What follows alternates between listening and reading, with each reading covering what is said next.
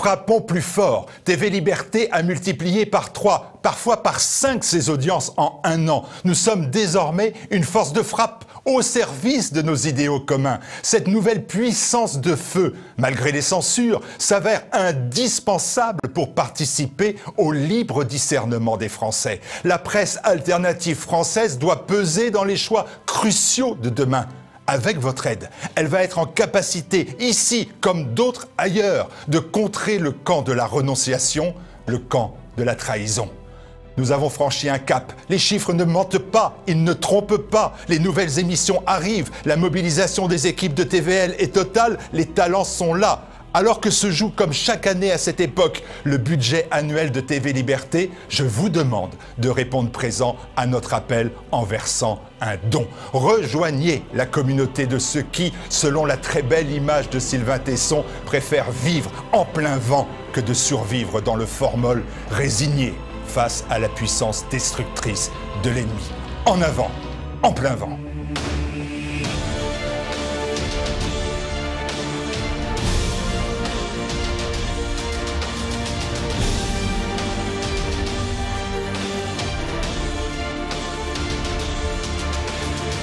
Frappons plus fort.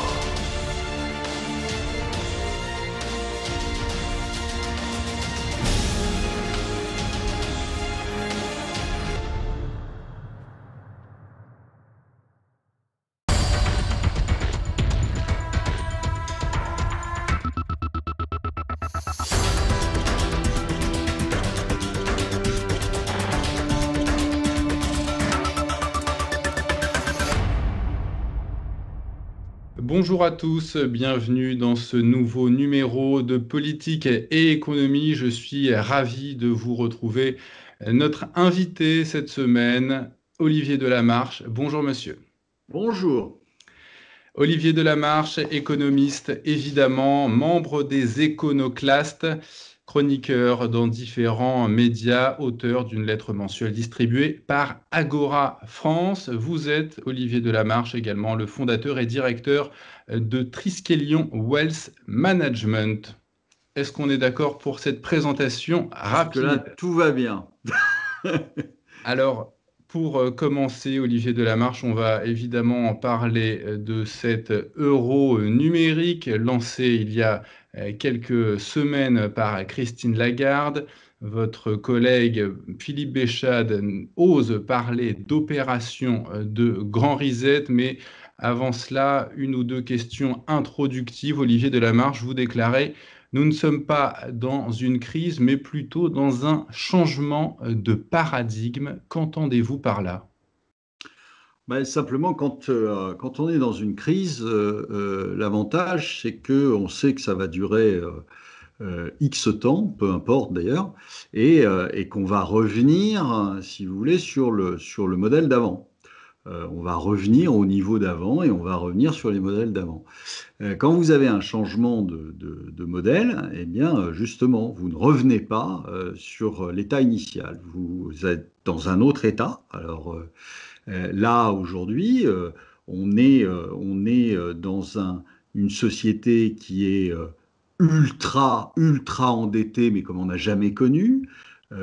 Tous les acteurs, privés, les ménages, les sociétés, l'État, avec une dette inimaginable, avec une croissance potentielle qui est très faible pour des raisons démographiques, très faible pour un manque cruel d'innovation, réellement disruptive, si vous voulez. On est loin de l'invention du moteur à explosion. On en est à savoir si le prochain Apple a les coins carrés ou les coins ronds. Donc, c'est pas tellement disruptif, si vous voulez.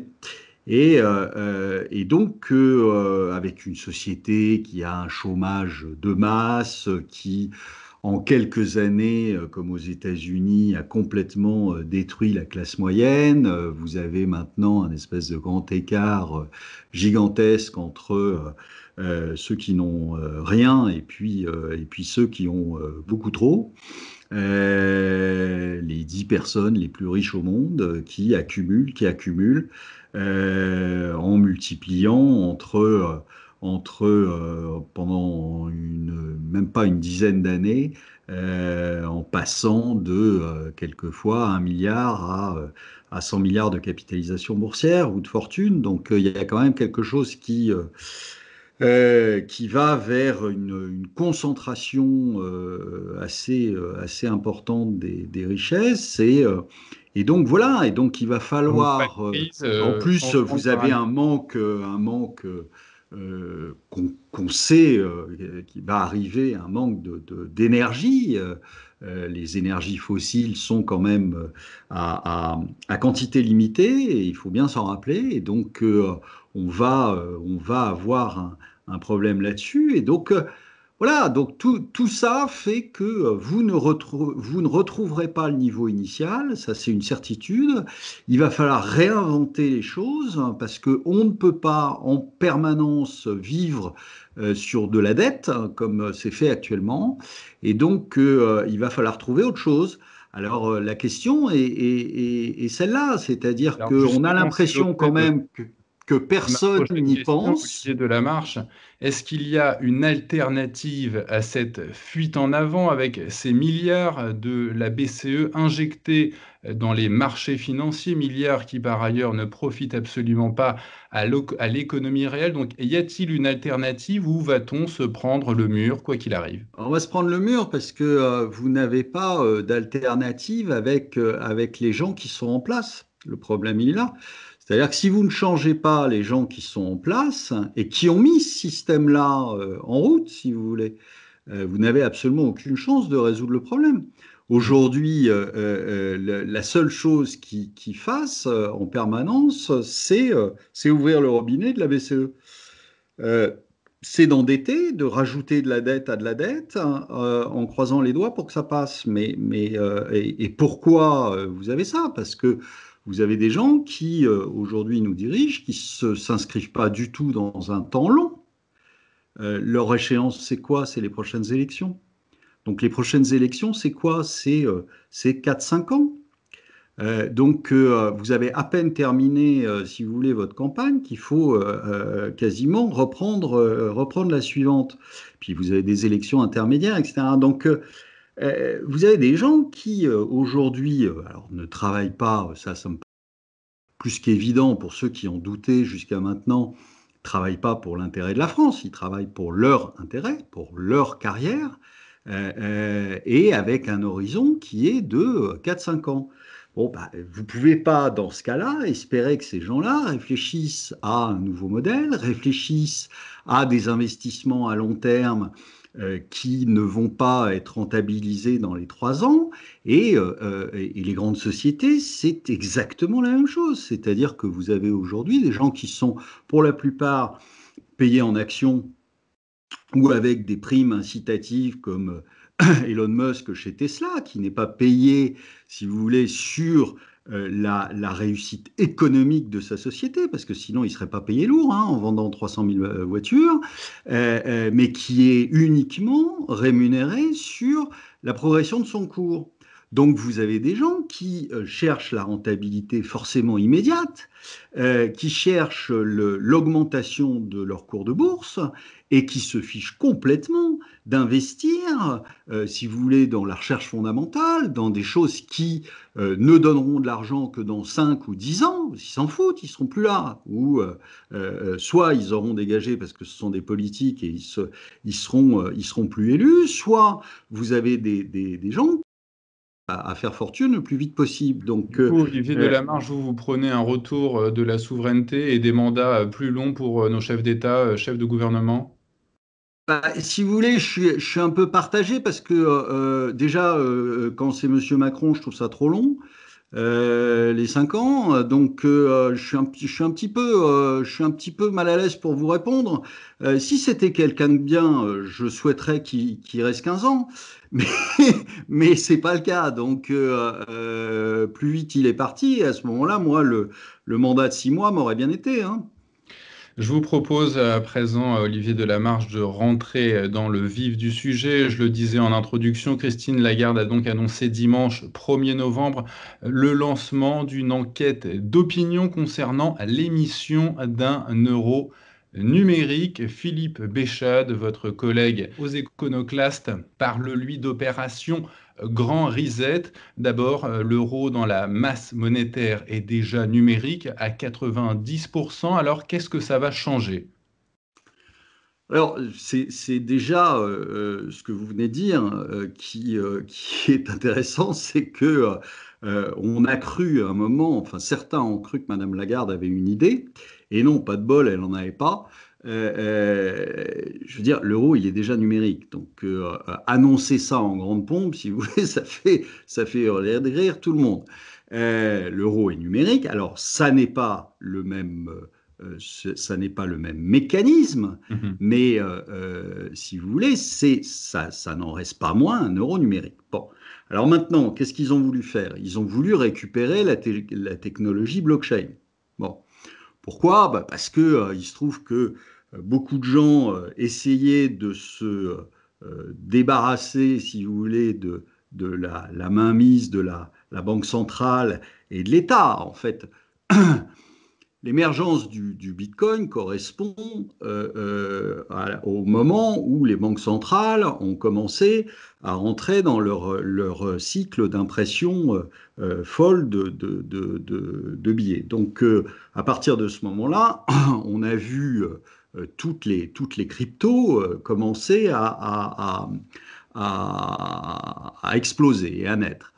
Et donc, pourquoi? Parce que les gens se disaient, bah, là, on trouve quelque chose qui n'est pas sous l'emprise de l'État, qui est anonyme, en tout cas au départ, hein, qui était anonyme, qui permettait de faire des transactions sans être imposé, sans avoir l'État sur le dos, et surtout qu'on ne pouvait pas continuer à créer au fur et à mesure des ennuis qu'on avait. Donc, c'est là-dessus que s'est bâti, si vous voulez, toute la hausse et l'émergence de ces cryptos. Bon, alors, c'était une solution de fuite, en fait. Hein. Et qu'est-ce Béchade, qui s'est passé? Alors, petit à petit, ils ont remis la main sur les choses, puisque aujourd'hui, le Bitcoin n'est pas anonyme du tout, hein, puisque même on impose les transactions, enfin pas les transactions, mais les plus-values que vous pouvez faire dessus. Donc, c'est plus anonyme. Et si vous voulez, c'est échanger la mainmise de l'État contre la mainmise de 2 ou 3 gros possesseurs de Bitcoin qui manipulent le marché de la même façon. D'accord? Donc, c'est un peu toujours la même chose. C'est-à-dire que vous fuyez quelque chose, vous fuyez le loup et vous vous jetez dans le ravin. Mais au final, le résultat est malheureusement le même. Bon, alors, qu'est-ce qui s'est passé? Il s'est passé que les banques centrales qui ont vu ça, qui ont vu l'essor de ces blockchains, se sont dit, ah ben, on va récupérer la chose. Et alors là, il y a des gens qui l'ont mal interprété, à mon avis. Est-ce qu'ils ont eu peur justement de voir le numérique leur filer entre les doigts? Pourquoi les gouvernants et les C'est-à-dire responsables des que, banques centrales ont-ils c'est-à-dire peur que c'est intelligent, c'est récupérer la technologie, pour dire, bah, je remets la main sur quelque chose qui, quelque part, m'échappait un peu. Bon, donc ils remettent la main dessus, ils créent leur euro par la blockchain. Pourquoi? Bah, une fois que ce sera fait, si vous voulez, ils feront absolument tout pour interdire et pour détruire les cryptos qui sont hors de leur juridiction, entre guillemets, pour récupérer ça. Et puis, il y a une deuxième idée derrière, qui est de supprimer tout ce sur quoi ils n'ont pas la main, c'est-à-dire, par exemple, l'argent liquide. D'accord? Et derrière, d'avoir un euro qui sera complètement numérique. Alors, je vous le dis tout de suite, c'est pas fait. Hein. Vous n'allez pas demain payer avec la blockchain Oui, votre baguette de ça pain. sera d'ici Mais 3 à 4 ans. voilà, parce que c'est compliqué, ça coûte cher, en temps, c'est aussi pas instantané, et donc D'abord, c'est Olivier lourd comme Delamarche, sur système cette pour. enquête d'opinion, Philippe Béchade affirme, pour lui, la décision est déjà entérinée. Donc c'est bidon, cette enquête d'opinion dont Christine Lagarde a évoqué le Sûr. lancement. vous savez, on vous fait des enquêtes d'opinion quand on veut vous faire passer la pilule de quelque chose dont on sait que ça va pas être commode. Mmh. Bon, bah, on fait une enquête d'opinion, vous allez avoir, je peux vous donner à l'avance les résultats de l'enquête. C'est comme la découverte du vaccin, on pouvait la donner à l'avance, c'est ça qui est Mmh. génial. Oui, bien sûr que ça va être, oh, bah, en fait, c'est beaucoup plus pratique quand même que Mmh. d'avoir une pièce dans la poche, etc. Et puis, vous savez, les billets, c'est sale parce qu'on peut se refiler le coronavirus avec les billets, etc. Enfin bon, et puis, ça peut financer le terrorisme parce que, figurez-vous qu'il faut beaucoup Alors, d'argent pour on acheter va des venir à mots. toutes les problématiques, Olivier Delamarche. Je recevais il y a peu l'économiste, le jeune économiste Étienne Chaumeton, et on va parler de ça pour que les gens comprennent bien de quoi on parle. Pour cet économiste, une monnaie, ça ne peut pas être du papier ou des octets sur un ordinateur. Ça vous évoque quoi, cette réflexion? Alors, ça peut être, c'est en effet, ça rejoint ce que je vous dis. Alors, pas être du papier. Si ça peut être du papier, s'il est basé et s'il est échangeable Et euh, dans le cas de l'euro? en actif réel. Mais là, sur l'euro, alors l'euro. Il a de multiples problèmes, le pauvre. D'abord, c'est pas une monnaie puisque c'est un espèce de plus petit dénominateur commun entre des pays qui ne se ressemblent pas. Donc, La carte fait le lapin. comme le dit très bien Olivier Berruyer, c'est comme si on faisait la moyenne des pointures de tous les Français et qu'on leur filait d'office des chaussures en 39. Ceux qui font du 38, ça irait, mais ceux qui font du 45, ils auraient mal aux pieds. Bon, bah voilà, c'est exactement la même chose, si vous voulez. Vous êtes obligé, quand vous êtes dans l'Union européenne, de vous coller sur le plus petit dénominateur commun. Donc, celui qui va le moins vite, celui qui est le moins performant, etc. Donc, évidemment, parce que vous ne ferez jamais courir un Grec à la vitesse d'un Allemand. Ça marche pas, ça ne peut pas fonctionner. Donc, si vous leur imposez la même paire de chaussures, ça va pas aller. Donc, on sait que l'euro est mal, et aujourd'hui, toutes les monnaies du monde sont quasiment dans la même position, c'est-à-dire que vous avez des banques centrales qui ont organisé une espèce de fuite en avant permanente sur lequel ils ne peuvent pas revenir. Ils ne peuvent pas revenir, et c'est bien ça le problème, c'est-à-dire qu'on est en pleine japonisation dans toutes les banques centrales, c'est-à-dire que vous achetez tous les actifs, vous achetez la dette, vous achetez les actions, vous achetez les ETF, parce que vous ne pouvez plus faire autrement. Et donc c'est la banque centrale qui fixe les prix. Le problème, c'est que comme vous ne pouvez pas revenir en arrière et que vous êtes obligé sans arrêt d'en mettre plus, hein, c'est le principe de la drogue, si vous voulez. Donc vous ne pouvez pas vous arrêter net. Hein. Donc il faut que vous continuiez, il faut que vous en mettiez une dose de plus à chaque fois. Et le problème, c'est qu'on sait très bien comment ça se finit, ce genre de choses. C'est-à-dire que si vous divisez le gâteau à l'infini, avec une création monétaire, mais qui ne repose sur rien, qui ne repose sur aucun actif, qui ne repose sur aucune activité, eh bien, cette monnaie va se déprécier. Et vous aurez bientôt besoin de 2 billets là où il en fallait un, de 3 billets là où il en fallait un, de 4 billets, etc. Et vous tombez dans les mêmes conséquences que le Venezuela, que l'Argentine, que le Zimbabwe. Enfin, on a quand même des exemples, alors non seulement contemporains, mais des exemples dans le passé où tous les pays qui ont fait tourner la planche à billets ont eu le même résultat. Donc, et là, on est en train de vous dire, ah bah oui, non, mais là, cette fois-ci, ce sera différent. Non, ce ne sera pas différent, ça sera exactement la même chose. Vous aurez à la fin une rupture de confiance entre les gens qui utilisent ces billets et ceux qui les produisent en arrière-salle. Et donc, et ce jour-là, bah, ça ne vaudra plus rien, puis c'est tout. Donc, je ne vois pas aujourd'hui, enfin, je pense que Madame Lagarde est complètement dans cette logique-là depuis le début, et qu'on va nous faire passer petit à petit la pilule. Il faut absolument que tout soit sous contrôle des banques. Et puis le jour où il faudra, eh ben, on appuiera sur un bouton et on vous mettra vos comptes à zéro. Alors, C'est le sujet, hein. on va y aller étape par étape, Olivier Delamarche. Je vais citer Benoît Queuret, le responsable du pôle d'innovation à la BRI, la Banque des règlements internationaux.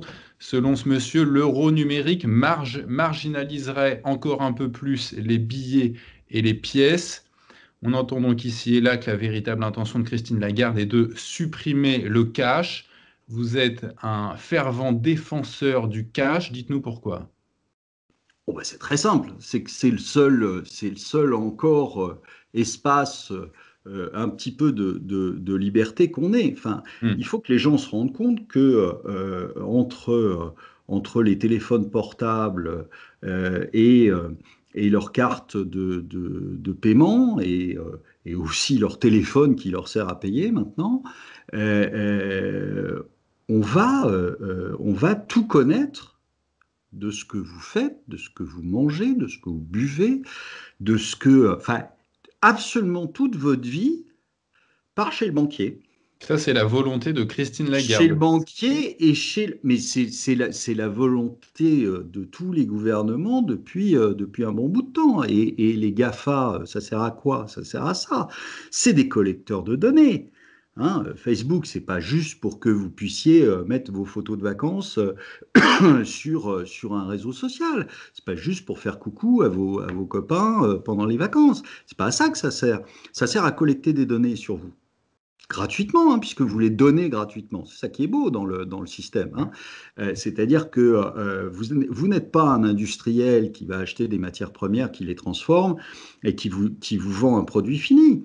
Là, c'est vous qui donnez les matières premières aux GAFA. Les GAFA les transforment un tout petit peu En tout cas, et, euh, et les vend et vous transforme en produit. Donc c'est quand même génial comme modèle.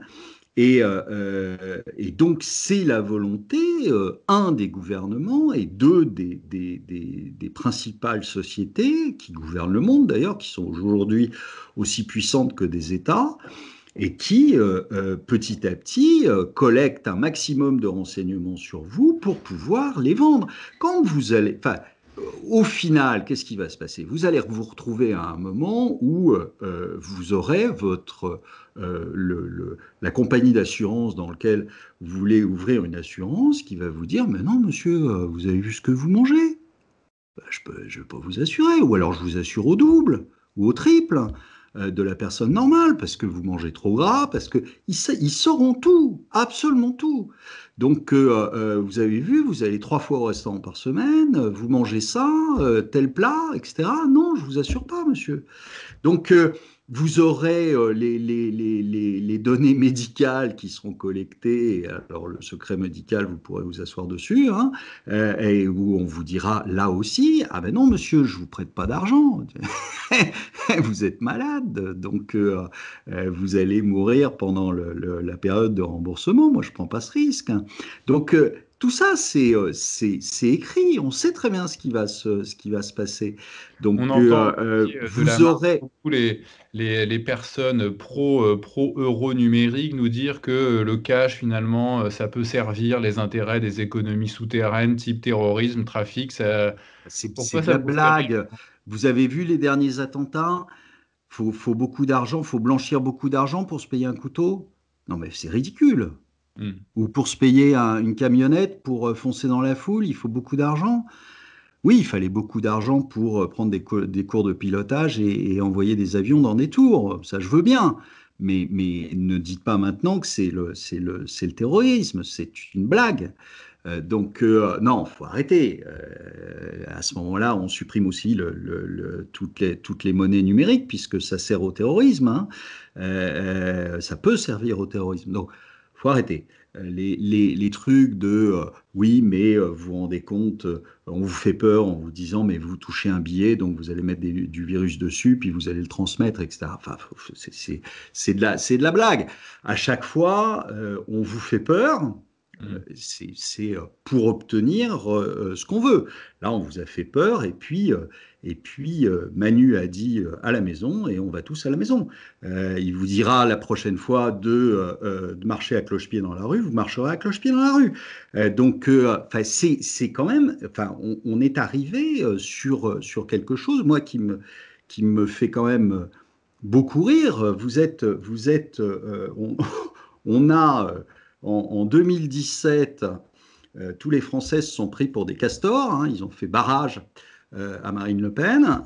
Ils ont fait barrage à Marine Le Pen pour élire Macron en disant ça y est, on a fait barrage à l'extrême droite, on a fait barrage au fascisme. Je suis désolé, mais enfin là, quand même, depuis quelques mois, ça ressemble beaucoup, de plus en plus, à une dictature et de moins en moins à une démocratie. Donc, je trouve ça un petit peu rigolo. Continuons avec notre monnaie numérique, l'euro. Son lancement, Olivier Delamarche, à destination donc des consommateurs européens, ferait obligatoirement de la BCE une banque de détail. Est-ce que les statuts de la BCE prévoient un tel rôle?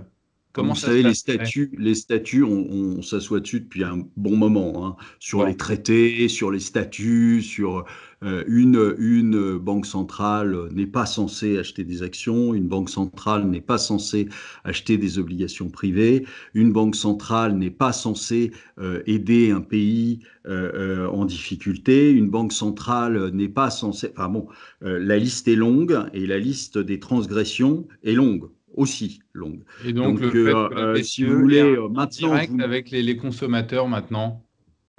vous savez, là, cette histoire on fait l'euro numérique parce que on va pouvoir comme ça accéder aux comptes des privés. Alors, beaucoup rêvent du fait que ce soit pour mettre des sous dessus. Moi, je pense que dans un premier temps, ça va être pour les retirer. Mais enfin, c'est pas exactement la même chose, et je pense que ça va faire beaucoup plus mal. Et dans Euh, quelles conditions la mais si vous BCE voulez, se ça dirait, ne, bah, tiens, je vais prendre de l'argent à un tel ou à toute une population entière? parce qu'à un moment, on vous dira qu'il faut payer la note du coronavirus, hein, que cette note, évidemment, est démentielle, hein, Hmm. parce qu'on a fait des bêtises ahurissantes sur la gestion de tout ça. Je vous rappelle quand même qu'on a payé à Gilead 1 milliard. L'Europe a payé 1 milliard à Gilead pour obtenir le remdesivir, alors qu'aujourd'hui, on sait qu'on ne va pas l'administrer parce que c'est un médicament pourri. Bon, mais c'est pas grave, on va pas demander à Gilead de nous rendre le milliard d'euros, hein. Donc, il va bien falloir que quelqu'un le paye. Hmm. Et donc, c'est pas, il y a pas d'argent magique, si vous voulez. C'est-à-dire qu'à un moment, il y a quelqu'un qui paye dans l'histoire. Et donc, c'est nous qui allons le payer d'une manière ou d'une autre. Je vous rappelle aussi quelque chose qui est assez ahurissant, mais on compte sur la mémoire de poisson rouge des gens, hein. On a fait le petit tour de notre prison virtuelle qui est le confinement. Donc, on a oublié que les banques, fin 2019, les banques italiennes, les banques françaises, les banques allemandes, étaient au plus mal. Pensez que ça s'est amélioré là depuis ou bon. Bah, la BCE leur a versé des milliards, Non, mais 750 la BCE leur a versé des milliards. milliards pour qu'ils jouent sur les marchés, mais Oui, ça n'empêche que oui. vous avez quand même des milliards de dettes Hmm. qui ne seront jamais remboursés. Il va y avoir un nombre de faillites ahurissant, d'accord? Et donc ces gens-là ne vont pas rembourser leurs emprunts. Or, les emprunts qui sont dans les banques, qui étaient déjà des emprunts pourris, pensez bien qu'ils ne se sont pas arrangés là depuis 2020, hein. Donc, on va sortir de cette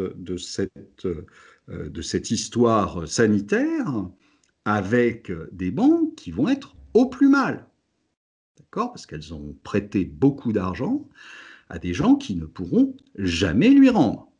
Donc, et ça, plus personne s'en occupe. Plus personne s'en occupe. C'est un Ça subprime. veut dire quoi? Ça veut dire que vous aurez alors quelque part, peut-être en début 2021, peut-être en milieu de 2021, j'en sais rien. Mais vous aurez des banques, hein, qui vont aller au tapis. Et ces banques qui vont aller au tapis, dedans, il y a des banques qui sont des banques systémiques et donc vous aurez quelqu'un qui va payer au final. Et on sait Et ben très bien que c'est mis justement, en place. On Olivier sait que Delamarche, les conséquences de cet euro numérique sur le patrimoine des Européens. La il y aura, BCE enfin, aura tout pouvoir. attention, il n'y a pas besoin de la mise en place de l'euro numérique. Je vous ai dit, il est déjà numérique, Mm. l'euro, hein. C'est une suite de 1 et de 0 dans les banques, hein. Donc il y a plus qu'à appuyer sur un bouton. Enfin, il faut bien se rendre compte de ça. C'est qu'aujourd'hui, tout votre argent qui est dans la banque est en risque. Et ne me parlez pas de la fameuse protection à 100 000 euros, parce que c'est pas vrai. Aujourd'hui, on connaît le montant du fonds de protection, si vous voulez. Il n'y a pas de limite à 100 000 euros. C'est juste ridicule. Donc, on sait qu'il va y avoir à un moment une ponction. Alors, sous quelle forme ils la feront, j'en sais rien. Mais une ponction sur les comptes des ménages. C'est une évidence. Voilà, et on vous dira, bah, écoutez, estimez-vous heureux, hein, il faut payer la note de toutes les bêtises qu'on a faites, il faut payer la note, et le coronavirus nous a mis dans une situation épouvantable. Or, c'est pas le coronavirus qui nous a mis dans cette situation-là, c'est la gestion du coronavirus par les autorités. C'est pas le coronavirus, c'est pas lui qui est venu pomper votre compte, hein, donc bon. Et la deuxième chose, c'est tout ce qu'on n'a pas réglé depuis 2008. En fait, le problème, il est là, c'est que on a profité, enfin les politiques ont profité de ce virus, pour nous dire, pour lui mettre euh, toute leur, toute leur incompétence accumulée depuis 2008, hein, sur le dos. Et il est bien pratique, ce coronavirus. Donc, il sert à tout. C'est le couteau multifonction, si vous voulez, pour tout lui passer dessus. Alors, on vous fait un euro numérique et on vous supprime le liquide, c'est le coronavirus. On vous vote des lois qui sont des lois liberticides, c'est le coronavirus. On ressort, parce que c'était attendu, que la poussière qu'on avait envoyée sous le tapis en 2008, en 2009, en 2011, elle allait ressortir à un moment, parce qu'elle n'a jamais été réglée. Jamais rien n'a été réglé depuis le début. Depuis le début, qu'est-ce qu'on a fait? Depuis 2009, on a injecté. On a injecté massivement tous les ans, etc. Pourquoi? Bah, pour essayer de maintenir le système. Donc, toute cette poussière qui a été accumulée sous le tapis est en train de ressortir parce qu'il y a un petit virus qui s'est pointé. Mais le virus n'y est pour rien. C'est pas lui qui a creusé la dette des États depuis 2008, que je sache. C'est pas lui qui a fait tourner la planche à billets depuis 2008. Or, je vous rappelle que on dit en plus que c'est lui qui nous a mis en récession. Non, on était en récession sur le dernier trimestre. Donc, c'est pas lui qui nous a mis en récession. On y était. Négative. Et voilà. Et lui a amplifié la gestion qu'on en a fait, c'est-à-dire nous enfermer pendant des mois, a fait qu'on a encore agrandi, renforcé cette récession. Mais la récession, elle était là, hein. On comprend, Olivier Delamarche, qu'avec cet euro numérique, la BCE aura accès à toute notre vie privée. C'est quoi l'idée, in fine, d'avoir pour une institution comme celle-là accès aux données privées de tous les consommateurs européens? Bah, vous contrôlez encore un peu plus, quoi. C'est C'est-à-dire? tout. Bah, vous contrôlez, c'est-à-dire qu'une fois qu'on sait toute votre vie, c'est pas très compliqué d'orienter vos choix, c'est pas compliqué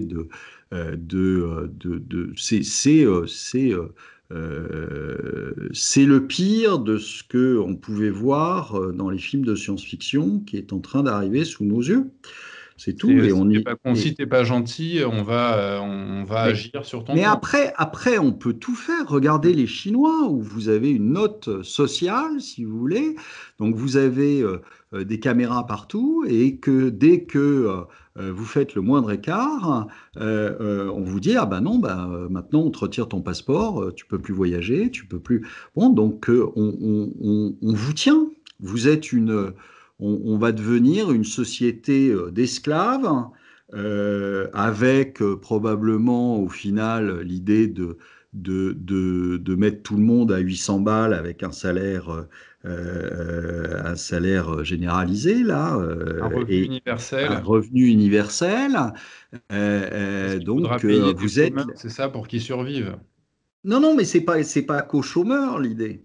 C'est pas qu'aux chômeurs, c'est avoir une armée de gens et puis quelques privilégiés qui, eux, vivent sur des petites îles Qui concernerait qui ce multimilliardaires. revenu universel, Olivier Delamarche? Bah, l'objectif est probablement de le mettre de façon quasi universelle. C'est-à-dire un cadre de grande entreprise, il aurait le revenu universel en plus de son salaire ou quoi? Ah non, ben l'idée, c'est pas de le mettre en plus de son salaire, c'est que vous ayez finalement tout le monde nivellement par le bas au revenu universel, quoi. Sauf quelques personnes, les 0,01% de la population qui vivent de ce que vous faites et on vous contrôle complètement. C'est-à-dire qu'on décide de votre salaire, on décide de votre vie, en fait. Mais comment ça fonctionnerait la mise sur les rails d'un revenu Et universel? vous l'avez petit à petit, c'est-à-dire qu'ils ne vont pas le faire évidemment dès demain matin en mettant tout le monde à 900 balles, mais vous l'avez petit à petit. Il faut faire accepter les choses petit à petit et ça va permettre aux entreprises de baisser les salaires parce que vous aurez ça en plus, hein, etc. Enfin, sinon, ça n'a pas, ça ne peut pas être quelque chose de. Je ne vois pas très bien la finalité de parler de ça, alors que euh, sauf si c'est pour remplacer les 10 façons de faire des revenus minimums, les RSA, les machins, bon, et ça, le regrouper dans quelque chose. Mais sinon, euh, vous avez bien quelqu'un qui paye au final, non? Si vous Mhm. versez un revenu universel à tout le monde, il faut bien qu'il y ait quelqu'un qui le paye de toute façon, alors soit par des impôts, soit pour le redistribuer, il faut que quelqu'un le génère, si vous voulez. Donc, soit c'est la Banque centrale et on continue les bêtises qu'on est en train de faire, c'est-à-dire qu'on vit sur de la dette et on vit sur de l'impression monétaire, et à ce moment-là, vous avez ce qu'on appelle l'hélicoptère-monnaie qui vous balance des billets, mais vos billets, ils valent quoi dans ce cas-là? Ils valent rien. Mhm. D'accord? Soit on fait un revenu universel et à ce moment-là, il faut le piquer à quelqu'un. Il y a bien quelqu'un qui, au final, va le créer, si vous voulez. Donc, vous pouvez pas. C'est juste des espèces de concepts qui sortent d'on ne sait où, mais qui sont ridicules. Ou alors, on cherche réellement à mettre la main et faire un système soviétique, quoi, si vous voulez, un système complètement contrôlé par l'État qui va décider de ce que vous gagnez, de ce que vous mangez, de ce que là où vous vivez, etc. Et je pense qu'on en est, ceci dit, pas très loin. Mhm. Hein. Après la japonisation, on a la soviétisation de l'économie. On le voit très bien quand on entend des discours où on dit on va sauver ce secteur-là, même aux États-Unis, où on va sauver le secteur du schiste en rachetant tout. Ah bon, donc c'est l'État qui va faire vos chèques de salaire. C'est bien de la soviétisation. Donc voilà, donc je pense on est dans cette logique-là. Alors, c'est peut-être à nous de réfléchir la prochaine fois qu'on vote. Hein. C'est tellement énorme, Olivier Delamarche, que personne n'arrive à concevoir cette espèce de grand reset, ce changement de paradigme que l'on évoque depuis le début de cette émission. Moi, j'ai en tout cas beaucoup de mal à faire comprendre aux gens la réalité de ce qui est en train d'arriver. Qu'est-ce que vous diriez pour convaincre les sceptiques? Ouais, écoutez, je pense que ça fait suffisamment longtemps que je hante les plateaux de télé en expliquant que l'État ne fait plus rien pour votre bien depuis bien longtemps et qu'il va falloir à un moment payer l'incompétence de nos dirigeants depuis des années. Et que la solution qu'on a adoptée, je vous dis, depuis longtemps déjà, hein, je ne parle pas simplement de l'expérience de M. Macron, je parle de ce qui s'est aussi passé avant, et l'idée qu'on règle tout à coup de dette et à coup de planche à billets est une mauvaise idée. Bon, et donc au final, à un moment, il y a quelqu'un qui paye l'addition. Et malheureusement, c'est nous qui allons la payer, l'addition. Et c'est écrit. C'est écrit. Je comprends même pas qu'on puisse ne pas le voir, si vous voulez. Parce qu'on a tellement d'exemples. Alors moi, je veux bien qu'à chaque fois, on nous dise pour tout, ah oui, mais cette fois-ci, ça sera pas la même chose. Ouais, bah d'accord, mais enfin, là, c'est quasi mécanique, si vous voulez. Vous êtes dans une histoire où on sait très bien ce qu'il y a au bout. Enfin, personne ne peut me dire le contraire. Personne. Ou alors, c'est un gros menteur, mais vous ne pouvez pas. On l'a vu X fois, et on est là. Ah oui, non, mais non, cette fois-ci, non. Bah, si, la même Mais chose. c'est arrivé à des pays comme Chypre, comme la Grèce, comme l'Argentine, comme le Zimbabwe. C'est jamais arrivé à des pays dits, selon ces gens-là, sérieux. Oui, mais enfin, l'Argentine, c'est pas des. Alors moi, j'ai reçu un crétin un jour dans mon bureau qui me dit, je lui raconte ça et qui me dit, ouais, enfin, l'Argentine, c'est des sauvages. Voilà. Bon, non, l'Argentine, c'est pas des sauvages. C'était un des pays les plus riches, pas le plus riche d'Amérique Ouais. latine à ce Moi, c'est ce moment-là, que certaines euh, personnes pensent, ouais, ça c'est clair. qui était complètement, qui vivait à l'occidental. Enfin bon, c'était pas un pays d'arriérés, ou alors, excusez-moi, mais si on considère que l'Argentine est arriérée, nous, je sais pas où on est, mais en France. Donc, il faut arrêter de se prendre pour des cadors, surtout que là, on a quand même dernièrement eu des preuves que on n'avait pas de quoi se prendre pour des cadors. Hein, donc, Comment faire voilà. face? Donc, tous ces pays-là ont eu les mêmes conséquences, les mêmes causes, produisent les mêmes effets. Et à chaque fois, on vous dit, bah non, pas cette fois-ci. Bah si, cette fois-ci aussi, ça aura les mêmes effets. Alors, ne me demandez pas quand ça va se produire, parce que je n'en sais absolument rien, puisque c'est juste une rupture de confiance. Donc, je ne sais pas Hmm. quand les gens vont réagir, quand ils vont tilter, mais ça n'empêche que vous aurez les mêmes effets. Et donc, attendez-vous à ce que ce jour-là, ça fasse extrêmement mal sur vos patrimoines. Sauf sur ceux qui ont eu la bonne idée de faire ce qu'il fallait. C'est-à-dire, alors Bah, je vous c'est-à-dire entendais, Olivier se Delamarche, donner des débancariser, conseils. c'est-à-dire ne pas se croire en sécurité quand ils sont dans une assurance vie, qui est une bêtise absolue. C'était un très bon produit il y a quelques années, ça ne l'est plus du tout. C'est un produit qui est risqué, etc. Vous avez les produits bancaires, c'est pareil, ils sont risqués, ils sont bons, et on en a des preuves tous les jours. En plus, enfin, à chaque fois que ça se passe mal avec un produit, on dit ah bah oui, mais c'est ce produit-là, mais c'est pas les autres. Hein. Bah, si, les autres, ils sont bâtis pareil, ils sont bâtis sur les mêmes trucs, donc c'est aussi les autres. Et donc, vous avez cette espèce de finance, et on l'a vu avec ce qui s'est passé sur les subprimes, qui a complètement pété un câble, qui fait n'importe quoi depuis déjà un moment. Et on sait que ça va se finir mal. Donc, il faut sortir des banques traditionnelles, il faut sortir des assurances-vie, se débancariser le plus possible, ne laisser C'est-à-dire, que... se débancariser, Olivier Delamarche, c'est sortir son argent des banques qui sont Oui, dans l'Union européenne. exactement, Vous le dites, avant vous qu'on vous entendez bloque le dire. dedans et avant qu'on fasse exactement Hmm. ce qui s'est passé aux autres pays sauvages, le Liban. Autre pays de sauvages, c'était considéré comme la Suisse du Moyen-Orient. Bon, mais autre pays de sauvages, bien sûr. Et Euh, vous vous euh, conseillez de mettre l'argent en Suisse dans des banques suisses. dans des banques privées suisses, par Hmm. exemple, il y en a d'autres, si vous voulez. Bon, moi, Lesquelles?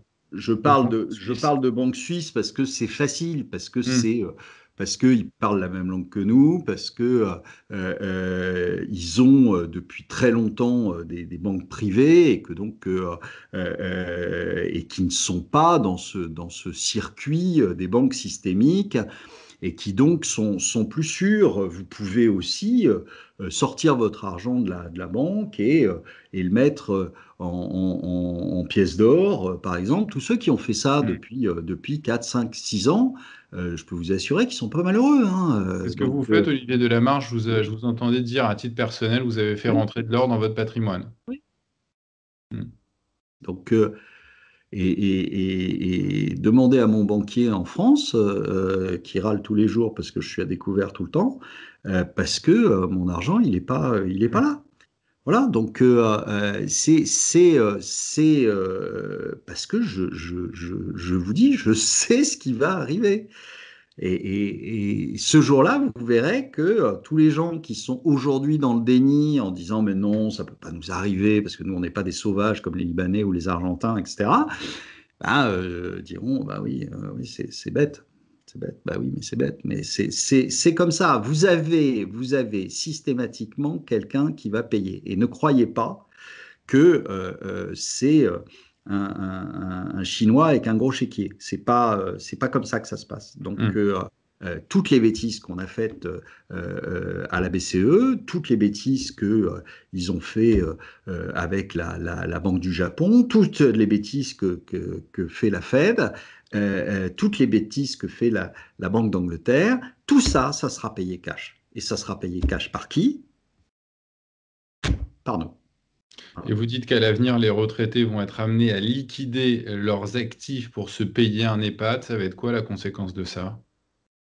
Bah, ça va être probablement une baisse du marché immobilier, enfin, en tout cas d'une partie du marché immobilier, parce que vous savez il y a quand même beaucoup de marchés immobiliers. Il y en a autant que de maisons ou d'appartements à vendre.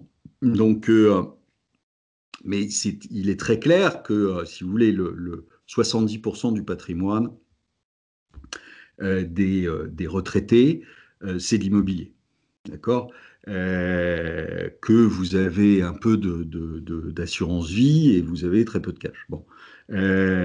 Donc, qu'est-ce qui va se passer? Il va se passer que, comme vous avez, et ça depuis des années, personne ne veut régler le problème, personne ne veut accepter de dire qu'il y a un vrai problème démographique et que ce problème démographique fait que le système ne peut pas tenir, le système comme il est actuellement ne peut pas tenir parce que vous avez beaucoup trop de dépendants par rapport aux actifs. Donc, on vous dit que le taux de dépendance, c'est 1,70, donc 1,70 actifs pour un dépendant. Or, c'est faux aujourd'hui, Mhm. si vous calculez. Et si vous prenez en compte le chômage, vous êtes à 1,30, 1,35. Donc, vous êtes très loin des 1,70, ce qui veut dire que vous serez à 1 dans 15 ans à peine. Ce qui veut dire que quand vous aurez plus de dépendants que d'actifs, ça va devenir extrêmement compliqué.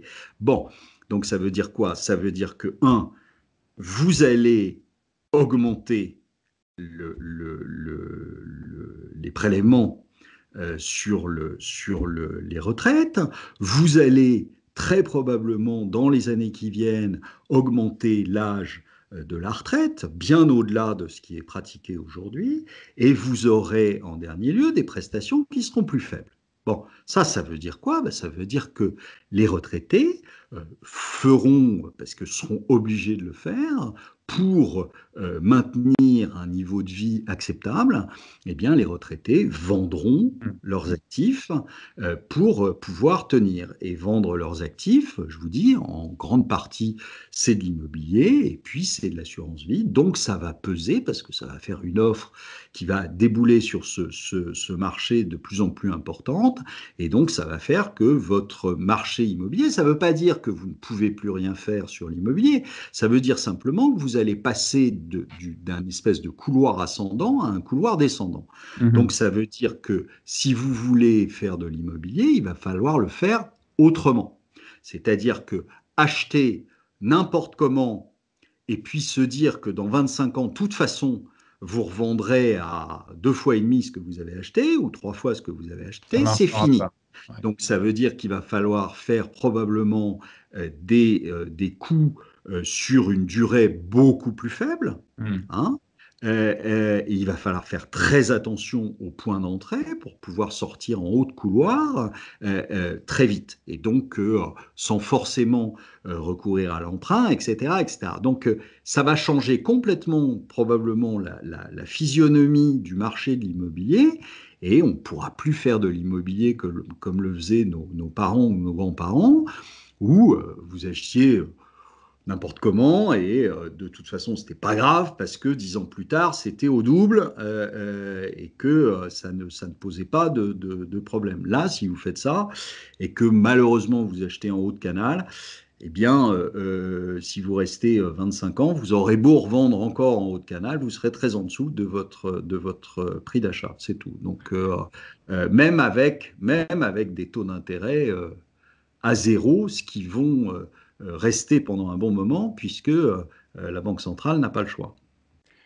Olivier Delamarche, j'espère que nos téléspectateurs auront compris à quelle sauce on risque tous d'être mangés dans les semaines, dans les mois à venir. Vous aurez en tout cas donné quelques conseils à ceux qui s'intéressent à l'évolution de la situation euh, pour les mois à venir. Merci Olivier Delamarche. On aurait pu également parler du coronavirus, de l'élection de Joe Biden, mais j'espère que ça fera tout ça l'objet d'un prochain entretien. Merci Olivier Il Delamarche. n'est pas encore président, Joe Oui, Biden, il hein. a Je été rappelle que factuellement, il ne l'est médiatisé. pas encore. Vous avez Peut-être qu'il le sera, mais pour l'instant, il ne l'est pas. Merci Olivier Delamarche. Au revoir, Pierre.